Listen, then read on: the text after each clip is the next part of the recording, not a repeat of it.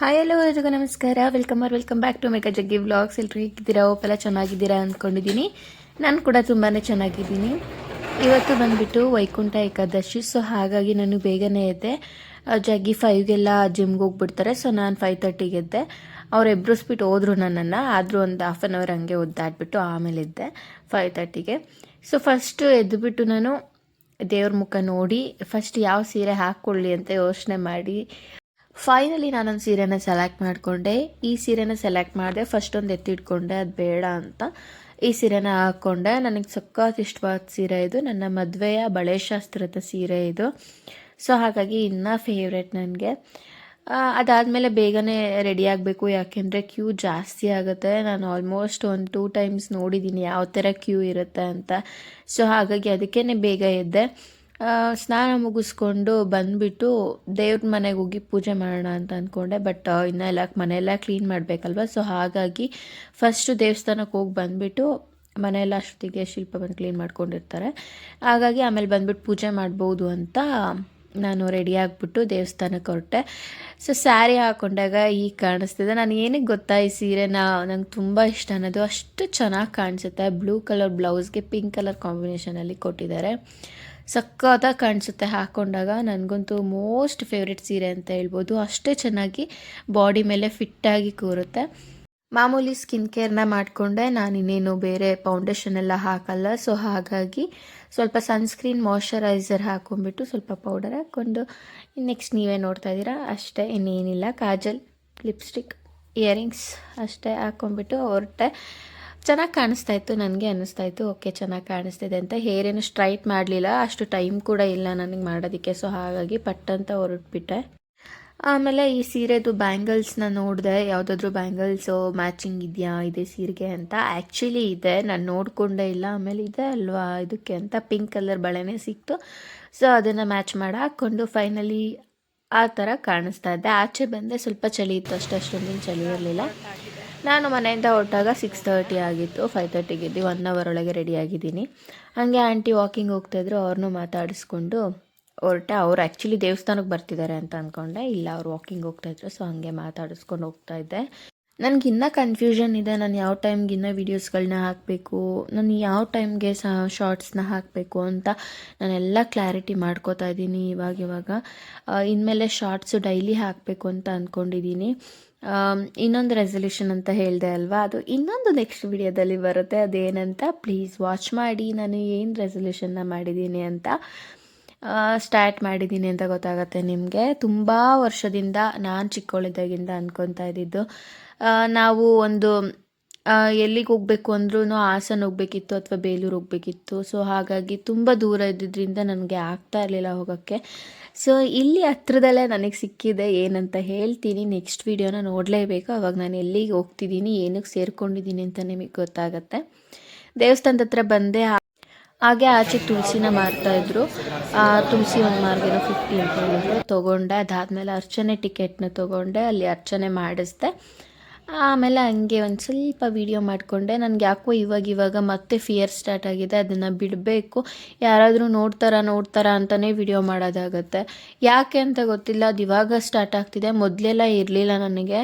Video ಮಾಡೋರು actually ಆ ಫಿಯರ್ನ ಇಟ್ಕೊಂಡಿರಬಾರ್ದು. ಆರಾಮಾಗಿ ವಿಡಿಯೋಗಳನ್ನ ಮಾಡಬೇಕು. ಯಾವುದು ಟೆನ್ಷನ್ಗಳನ್ನ ಅಥವಾ ಅವ್ರು ನೋಡ್ತಾರೆ ಇವ್ರು ನೋಡ್ತಾರೆ, ಅವರೆಲ್ಲ ಒಂದು ನಿಮಿಷ ವಿಡಿಯೋ ನಮ್ಮನ್ನು ನೋಡ್ತಾರೆ ಅಷ್ಟೇ, ಏನಕ್ಕೆ ಅದೆಲ್ಲ ಯೋಚನೆ ಮಾಡಬೇಕು, ಆ ಥರ ವಿಡಿಯೋನ ಮಾಡಬೇಕು. ಬಟ್ ಸ್ವಲ್ಪ ನನಗೆ ಆ ಫಿಯರ್ ಬರ್ತಾ ಇದೆ ಮತ್ತೆ. ಯಾಕೋ ಅದನ್ನು ಹೋಗಿಸ್ಕೊಬೇಕು. ನಾನಂತೂ ವರ್ಷವೂ ವೈಕುಂಠ ಏಕಾದಶಿ ದಿನ ಮಿಸ್ ಮಾಡಲ್ಲ. ಬಾಗಿಲನ್ನ ಏನು ಇದು ಮಾಡಬೇಕು ಅಂತ ಹೇಳ್ತಾರಲ್ವ, ದಾಟಬೇಕು ಅಂತ, ಬಾಗಿಲು ಕೆಳಗಡೆ ಬರಬೇಕು ಅಂತ. ಸೊ ನಾನು ಅದನ್ನು ಮಾಡೇ ಮಾಡ್ತೀನಿ ಯಾವಾಗ್ಲೂ. ಆಮೇಲೆ ಬಂದು ಎಲ್ಲ ದೇವ್ರುಗಳ್ನೂ ನೋಡಿ ಹಂಗೆ ದೇವ್ರನ್ನ ದರ್ಶನ ಮಾಡಿಕೊಂಡು ಚೆನ್ನಾಗಿತ್ತು. ನಿಜ ತುಂಬ ಚೆನ್ನಾಗಿ ಡೆಕೋರೇಷನ್ನ ಮಾಡಿದ್ರು. ದೇವ್ರು ಎದ್ದೇ ಬರ್ತಿದ್ದೇನಪ್ಪ ಅಂತ ಅನ್ನಿಸ್ತಾ ಇತ್ತು. ಹಾಗೆ ಮಾಡಿದರು. ಎಲ್ಲ ದೇವ್ರುಗಳ್ನೂ ಅಷ್ಟೇ ತುಂಬ ಚೆನ್ನಾಗಿ ಅಲಂಕಾರ ಮಾಡಿದರು. ಹಾಗೆ ನಮ್ಮ ಗಣೇಶವ್ರನ್ನ ಬರೆಯೋಕ್ಕಾಗತ್ತಾ, ಅವ್ರನ್ನೂ ಬಂದು ದರ್ಶನ ಮಾಡಿಕೊಂಡೆ. ಹಾಗೆ ಆರತಿ ತೊಗೊಂಡು ಆಚೆ ಬಂದೆ. ನವಗ್ರಹಗಳಿತ್ತು, ನವಗ್ರಹಗಳನ್ನೂ ಸುತ್ತಿದೆ. ಅಲ್ಲೇ ಆಳಿಮರ ಇತ್ತು. ಸೊ ಅದಕ್ಕೂ ಸುತ್ತಿ 3 ರೌಂಡು ದೇವ್ರನ್ನ ಒಳ್ಳೇದಾಗಲಿ ಈ ವರ್ಷ ಅಂತ ಎಲ್ಲ ಕೇಳಿಕೊಂಡು ಹಿಂದೆ ಬಂದು ತೇರ್ತನ ಇಸ್ಕೊಂಡೆ. ಹಾಗೆ ಇಲ್ಲಿ ಒಂದೊಂದು ಲಾಡು ಕೊಡ್ತಾಯಿದ್ರು ಪ್ರಸಾದಕ್ಕೆ. ಅದನ್ನು ಇಸ್ಕೊಂಡು ಇನ್ನೊಂದು ದೇವಸ್ಥಾನಕ್ಕೆ ಹೋಗ್ಬೇಕಲ್ವ. ಸೊ ಅದಕ್ಕೆ ಅಲ್ಲಿಂದ ಬೇಗನೆ ಹೊರಟೆ. ಪ್ರಸಾದ ಅಂತೂ ಸಕ್ಕ ಟೇಸ್ಟಾಗಿರುತ್ತೆ. ನಾನು ಅದನ್ನು ತಿಂದುಬಿಟ್ಟು ನಾನು ಉಪವಾಸನ ಎಂಡ್ ಮಾಡಿದ್ದು ಅವತ್ತು. ಈಗ ಒಂದು ಕಡೆ ಪೂಜೆ ಆಗಿದ್ದಾಯಿತು, ಅದಕ್ಕೆ ಇನ್ನೊಂದು ಕಡೆ ಹೋಗ್ತಿದ್ದೀನಿ. ಇಲ್ಲಿ ಕ್ಯೂ ಕಮ್ಮಿ ಇತ್ತಲ್ವ, ಸೊ ಹಾಗಾಗಿ ಬೇಗನೆ ಆಯಿತು ದರ್ಶನ. ಸೊ ಇವಾಗ ಇಲ್ಲೊಂದು ಕಡೆ ಮುಗಿಸ್ಕೊಂಡು ಮನೆಗೆ ಹೋಗೋಣ. ಪಾಪು ಎದ್ದಿಲ್ಲ, ಹಾಲು ತೊಗೊಂಡೋಗ್ಬೇಕು ಹಂಗೆ. ಸೊ ಬನ್ನಿ, ಅಲ್ಲೂ ಬೇಗ ದರ್ಶನ ಆಗುತ್ತೆ. ಕ್ಯೂ ಜಾಸ್ತಿ ಇರುತ್ತೆ ನೋಡೋಣ. ಬೇಗ ಕ್ಯೂ ಇಲ್ಲ ಅಂದರೆ ಬೇಗ ಮುಗ್ದೋಗ್ಬಿಡುತ್ತೆ. ಕ್ಯೂ ಇದ್ದರೆ ಜಾಸ್ತಿ ಜನನೇ ಇರ್ತಾರೆ. ನೋಡೋಣ ಹೆಂಗಿರುತ್ತೆ ಅಂತ. ಇಲ್ಲಿ ಯಾವ ಮಟ್ಟಿಗೆ ಕ್ಯೂ ಇದ್ದಾರೆ ನೋಡಿ. ಹಂಗೆ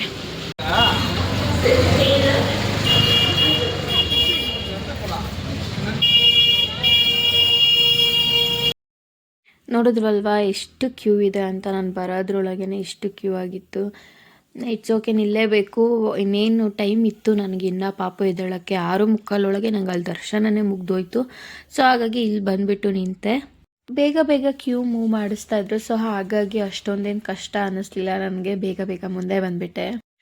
ದೇವ್ರನ್ನಂತೂ ಎಷ್ಟು ಚೆನ್ನಾಗಿ ಅಲಂಕಾರ ಮಾಡಿದರು ನೋಡಿ.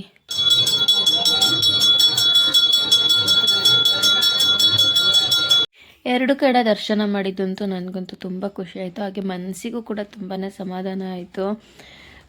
ಕ್ಯೂ ಇದೆ ಅಂತ ಹೋಗ್ಬಿಟ್ಟಿದ್ರೆ ನನಗೆ ದರ್ಶನ ಸಿಗ್ತಿರ್ಲಿಲ್ಲ. ದೇವಸ್ಥಾನಕ್ಕೆ ಹೋಗಿ ಬಂದಿದ್ದಾಯಿತು. ಏನಪ್ಪ ಅಂದರೆ ನಾನಿವತ್ತು ಉಪವಾಸ ಮಾಡ್ತಾಯಿದ್ದೀನಿ. ಸೊ ಬೆಳಗ್ಗೆಯಿಂದ ನಾನಿವಾಗ ಬೆಳಗ್ಗೆ 5:30ಗೆ ಅಲ್ವಾ, ಸೊ ಆವಾಗಿಂದಲೂ ಉಪವಾಸನ ಇದ್ದೀನಿ. ನೀರು ಕುಡಿದಂಗೆ ಉಪವಾಸ ಮಾಡೋಣ ಅಂತ ಅಂದ್ಕೊಂಡಿದ್ದೀನಿ.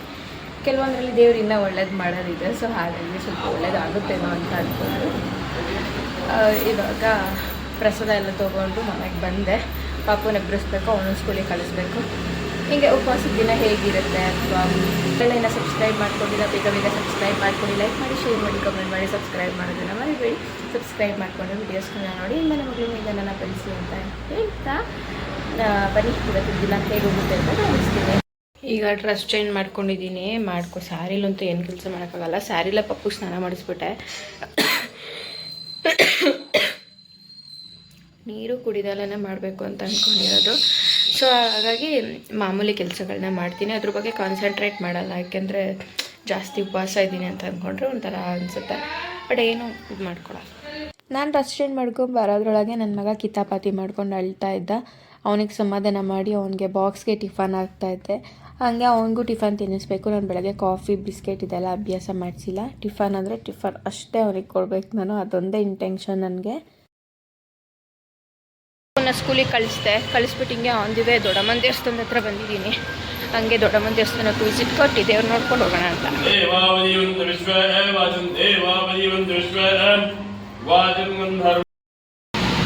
ಇಲ್ಲೂ ಹೆಂಗೋ ಈ ಕಡೆ ಬಂದಿದ್ದಕ್ಕೆ ಪಾಪುನ ಕಳಿಸೋದಕ್ಕೆ ಇಲ್ಲೂ ದೇವಸ್ಥಾನದಲ್ಲಿ ಪೂಜೆ ಆದಂಗಾಯಿತು. ಹೆಂಗೋ ಕರೆಕ್ಟಾಗಿ ಮಂಗಳಾರತಿ ಟೈಮಿಗೆ ಬಂದೆ. ಮಂಗಳಾರತಿನೂ ಆಯಿತು. ದೇವ್ರನ್ನ ಕಣ್ಣು ತುಂಬ ನೋಡ್ಕೊಂಡಿದ್ದಾಯಿತು. ಈಗ ಒಂದು 2 ರೌಂಡ್ ಸುತ್ತಬಿಟ್ಟು ಮನೆಗೆ ಹೋಗ್ತೀನಿ. ಜಗ್ಗಿ ಬರ್ತಾರೆ. ಸೊ ಜಾಸ್ತಿ ಸುತ್ತಲ್ಲ, ಯಾಕೆಂದರೆ ಉಪವಾಸ ಇರೋದ್ರಿಂದ ಸ್ವಲ್ಪ ಟಯರ್ಡ್ ಆಗ್ಬೋದು. ಸೊ ಅದಕ್ಕೆ 2 ರೌಂಡು. ನನ್ನ ಹತ್ರ ಇವಾಗ ಬಂದೆ. 1-2 ಬಟ್ಟೆಗಳಿದ್ದಾವೆ, ಆರಕ್ಕೆ ಬಿಡೋಣ. ಅವನನ್ನು ಸ್ಕೂಲಿಗೆ ಡ್ರಾಪ್ ಮಾಡಿ ಹಾಗೆ ದೇವಸ್ಥಾನಕ್ಕೆ ಹೋಗಿ, ನಂಗೆ ದೊಡ್ಡಮ್ಮನ ದೇವಸ್ಥಾನ ಅಂದರೆ ಪರ್ಸ್ನಲಿ ನನಗೆ ಫೇವ್ರೇಟು. ಹೋಗಿ ಆಮೇಲೆ ಮನೆ ಕಡೆ ಬಂದ ತಕ್ಷಣ ಶಿಲ್ಪ ಆಚೆ ಬಟ್ಟೆ ಹಾಕಿದ್ರು. ಅದನ್ನು ಆರಾಕಬೇಕು ಬಿಸ್ಲಿಗೆ. ಸ್ವಲ್ಪ ಒಣಕೊಂಡಿರುತ್ತೆ. ನಾನು ಹಾಗೇ ಬಿಡಲ್ಲ. ಅದನ್ನು ಇನ್ನೂ ಸ್ವಲ್ಪ ಬಿಸ್ಲಿಗೆ ಹಾಕ್ಬಿಟ್ಟು ಆಮೇಲೆ ಮಡಿಸಿಟ್ಟೋದು. ಸೊ ಹಾಗಾಗಿ ನಾನು ಬರೋದ್ರೊಳಗೆ ಶಿಲ್ಪ ಕೆಲಸ ಮಾಡ್ಕೊತಾ ಇದ್ರು.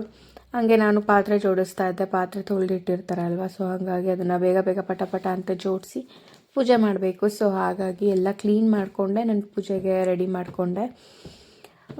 ತಿಂಡಿಗೆ ಅಮ್ಮ ಅವ್ರು ದೋಸೆ ಏನೋ ಮಾಡಿದರು, ಬಟ್ ನಾನು ತಿನ್ನಂಗೆ ಇರಲಿಲ್ಲ. ಸೊ ಹಾಗಾಗಿ ಬಂದು ಪೂಜೆ ಮಾಡಿದೆ.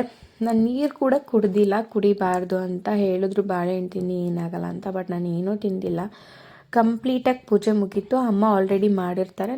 ನಾನು ಸ್ವಲ್ಪ ಹೂವನ್ನೆಲ್ಲ ಇಟ್ಬಿಟ್ಟು ಊದ್ಗಡ್ಡಿನ ಬೆಳಗಿದೆ ಅಷ್ಟೇ. ಆಮೇಲೆ ಪೂಜೆ ಮಾಡಿದ ತಕ್ಷಣ ಸ್ವಲ್ಪ ಕೆಲಸಗಳಿತ್ತು ನನಗೆ, ಎಡಿಟಿಂಗ್ದೆಲ್ಲ. ಅದನ್ನು ಮುಗಿಸ್ಕೊಂಡೆ. ಪಾಪುನೂ ಕರ್ಕೊಂಬರಕ್ಕೆ ಹೋಗಬೇಕಿತ್ತು. ಮೀಟಿಂಗ್ ಕೂಡ ಇತ್ತು. ಸೊ ಹಾಗಾಗಿ ಬೇಗ ಎಲ್ಲ ಕೆಲಸನ ಮುಗಿಸ್ದೆ. ಸಾಂಬ್ರಾಣಿ ಹಾಕಿದ್ರೆ ಮನೇಲಿ ನಿಮಗೆ ಗೊತ್ತು ವೈಬೇ ಚೇಂಜ್ ಇರುತ್ತೆ. ಮನೆಯೆಲ್ಲ ಫುಲ್ ಫ್ರೆಶ್ ಅಂತ ಅನಿಸುತ್ತೆ. ಸೊ ಹಾಗಾಗಿ ನಾನು ಯಾವಾಗಲೂ ಸಾಂಬ್ರಾಣಿ ಹಾಕ್ತೀನಿ.